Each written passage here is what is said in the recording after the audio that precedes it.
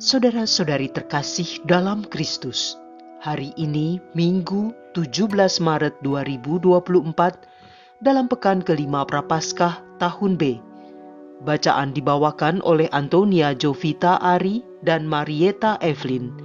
Mazmur dilantunkan oleh Irene Indarti dan renungan ditulis oleh Vincentia Mariati. Selamat menekuni Sabda Allah.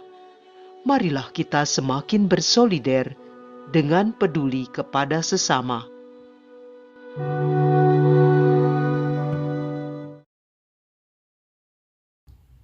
Dalam nama Bapa dan Putra dan Roh Kudus. Amin. Allah Bapa yang Maha Kuasa, Engkaulah pemilik apa yang ada pada kami. Segala sesuatu yang Kau curahkan pada kami adalah baik adanya. Kami rindu akan firman-Mu. Maka saat ini, buatlah kami ciptaan-Mu ini agar mampu mendengar, merenungkan dan memahami pesan ilahi-Mu. Mampukan kami untuk menjadi pelaku sabda-Mu demi Yesus Kristus, Tuhan dan Juru Selamat kami. Amin. Bacaan dari kitab Yeremia, bab 31, ayat 31 sampai 34. Beginilah firman Tuhan. Sungguh, akan datang waktunya, aku akan mengikat perjanjian baru dengan kaum Israel dan kaum Yehuda, bukan seperti perjanjian yang telah kuikat dengan nenek moyang mereka, ketika aku memegang tangan mereka dan membawa mereka keluar dari tanah Mesir.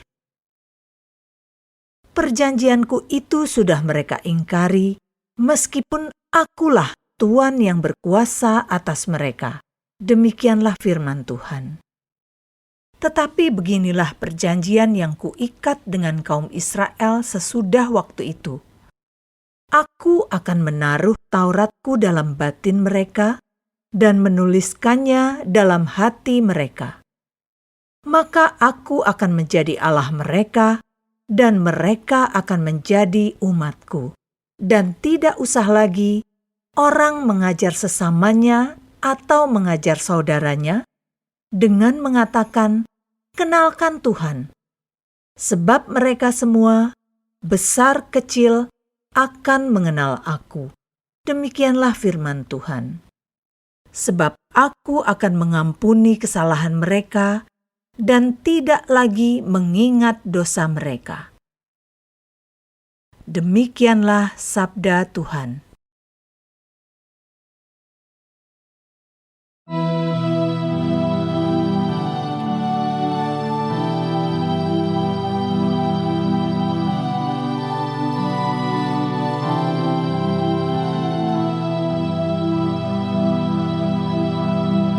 Ciptakanlah hati yang murni dalam diriku, ya Allah. Kasihanilah aku, ya Allah, menurut kasih setiamu.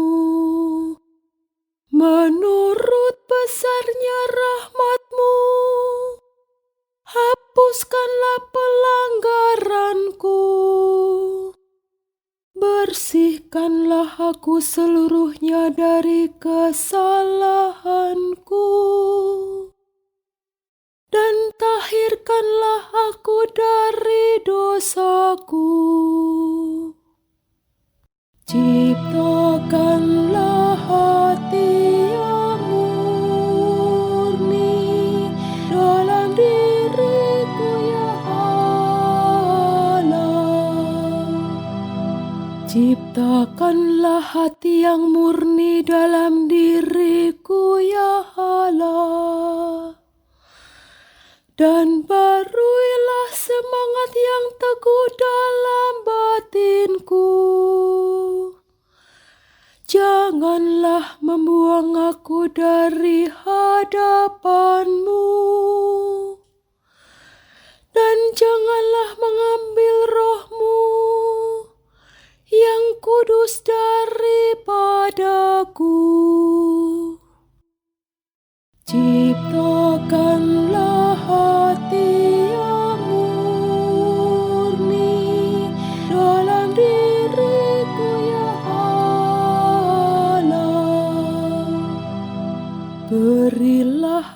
sukacita karena keselamatanmu. Dan teguhkanlah roh yang rela dalam diriku. Maka aku akan mengajarkan jalanmu kepada orang-orang durhaka, supaya orang-orang berdosa berbalik kepadamu. Ciptakanlah hati yang murni dalam diriku, ya Allah.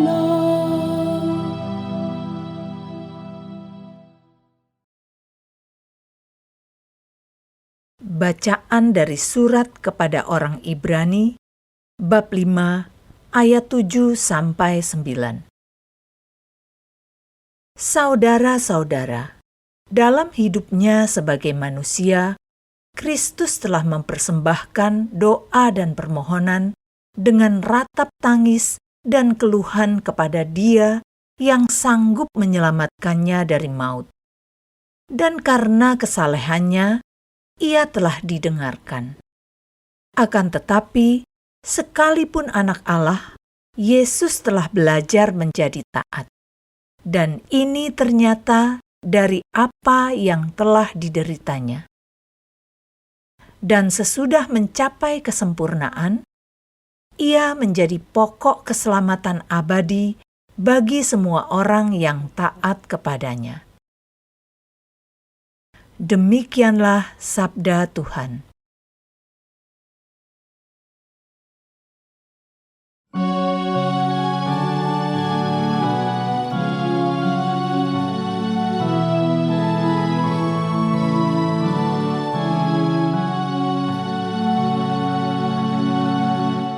Terpujilah Kristus Tuhan, Raja mulia dan kekal. Siapa saja yang melayani aku, ia harus mengikuti aku, sabda Tuhan. Di mana aku berada, di situ pun pelayanku akan berada. Terpujilah Kristus Tuhan, Raja mulia dan kekal.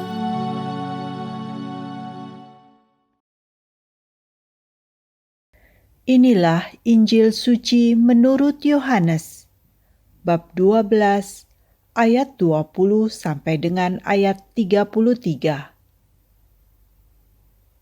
Di antara orang-orang yang datang ke Yerusalem untuk merayakan Paskah, terdapat beberapa orang Yunani. Orang-orang itu pergi kepada Filipus yang berasal dari Betsaida di Galilea, lalu berkata kepadanya, "Tuan, kami ingin bertemu dengan Yesus."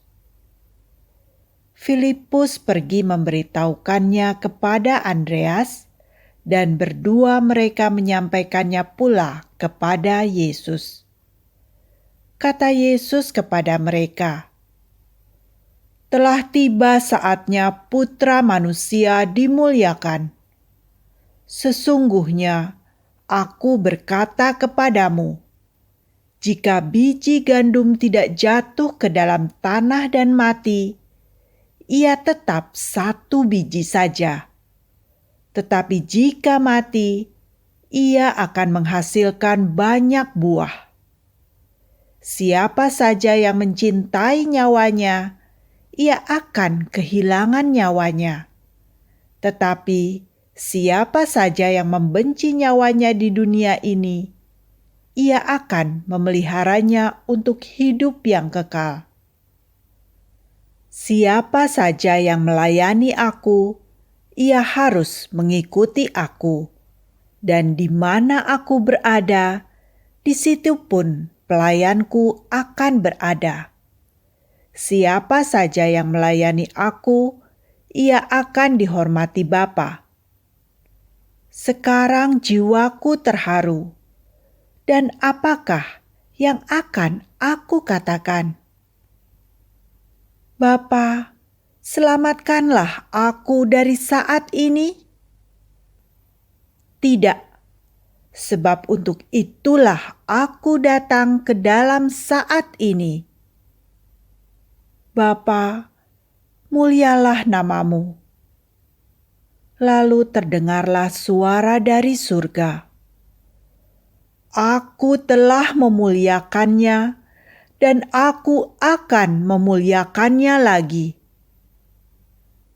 Orang banyak yang berdiri di situ dan mendengarnya berkata bahwa itu bunyi guntur.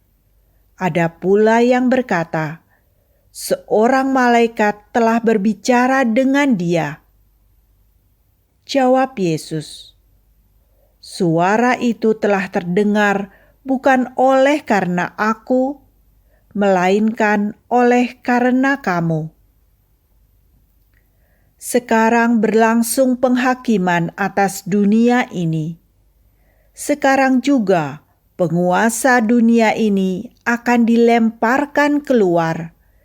Dan aku, apabila aku ditinggikan dari bumi, aku akan menarik semua orang datang kepadaku. Ini dikatakan Yesus untuk menyatakan bagaimana caranya dia akan mati.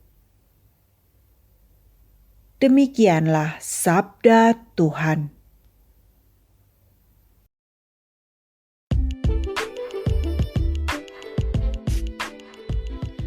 Yesus telah melakukan yang terbaik bagi kita. Renungan dibawakan oleh Renata Putri.